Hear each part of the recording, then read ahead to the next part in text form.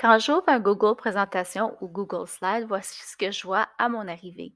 Donc, je pourrais travailler directement dans cette page-là, qui est les pages blanches. Je pourrais aller choisir différents arrangements pour ma page ou choisir simplement une page vide.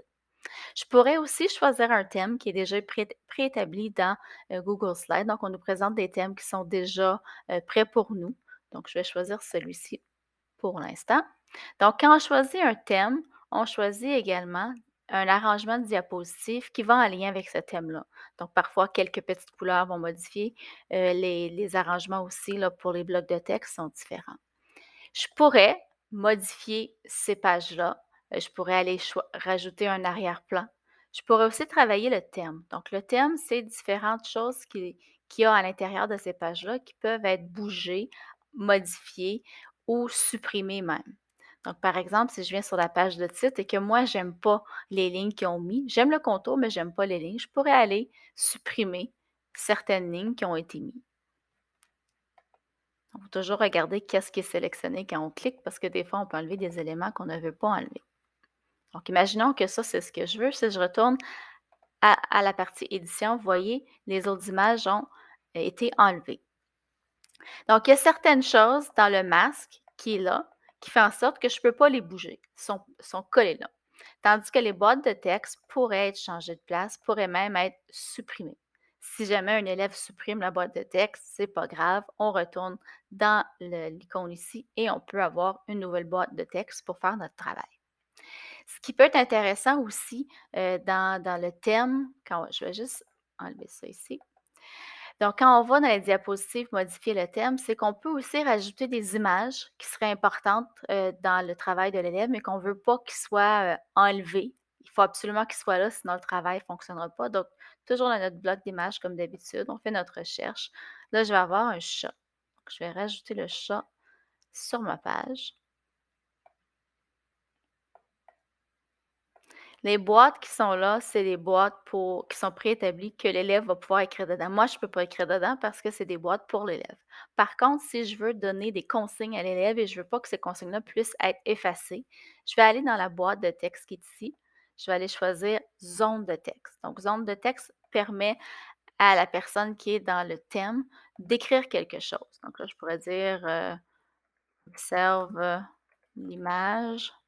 Et là, après ça, je pourrais lui donner une tâche à faire. Donc, si je vais voir en mode édition ce que ça donne, donc je vois ici, observe l'image, je vois mon image. Là, ceci, je pourrais l'enlever parce que ça n'a pas d'affaire là. Donc là, ce serait le travail de l'élève. Et là, après ça, l'élève peut rajouter des images, des formes, un texte et continuer son travail. Une autre chose qui est intéressante, si je vais dans le thème, toujours diapositive, modifier le thème, je vais aller choisir une autre page. Donc, c'est important que si ce modèle-là, je veux le garder, mais quand je travaille sur un autre modèle, que je change de page. Donc là, je vais venir ici. Je vais enlever ce qu'ils ont mis là parce que ça ne me tente pas d'avoir ça là.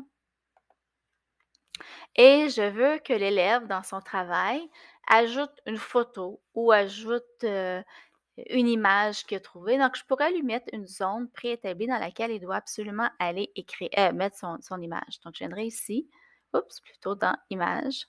Et là, je dirais marque substitutive d'image. Donc, j'ai le choix de donner une boîte rectangle, rectangle avec les coins un petit peu arrondis, ou une ellipse. Donc, je pourrais mettre ces trois formes-là et ça donnerait l'espace à l'élève pour qu'il mette son image. Donc, la forme de son image va prendre la forme de la boîte que je lui ai donnée. Donc, je vais choisir rectangle, coin arrondi et là, je lui donne la grandeur que je veux. Et là, encore une fois, je pourrais aller chercher une boîte de texte, venir écrire ici la consigne. Donc, ajoute l'image de ton projet. Et je pourrais lui dire aussi, décris cette image. Donc là, l'élève va pouvoir mettre son image ici. Il y a la consigne et je vais lui rajouter une boîte pour qu'il puisse écrire son texte. Donc là, c'est bien important, il faut que je donne la forme de la boîte qui va être appropriée, sinon elle va embarquer par-dessus mon image. Donc là, je vais aller voir ce que ça donne. Je viens ici et là, pour aller la choisir, cette diapo que je viens de créer, je vais venir dans la petite flèche et là, ça va être cette page-ci. Donc, l'élève va pouvoir écrire son texte ici et venir rajouter l'image en faisant les mêmes recherches qu'on fait habituellement. Donc, je pourrais aller chercher ici et cette fois-ci, je vais aller chercher un chien. On va changer. Je vais choisir le chien, remplacer. Et là, l'image va directement aller se rajouter dans la diapositive. Donc, 2 façons différentes de faire, donc on peut aller chercher un thème qui est déjà fait.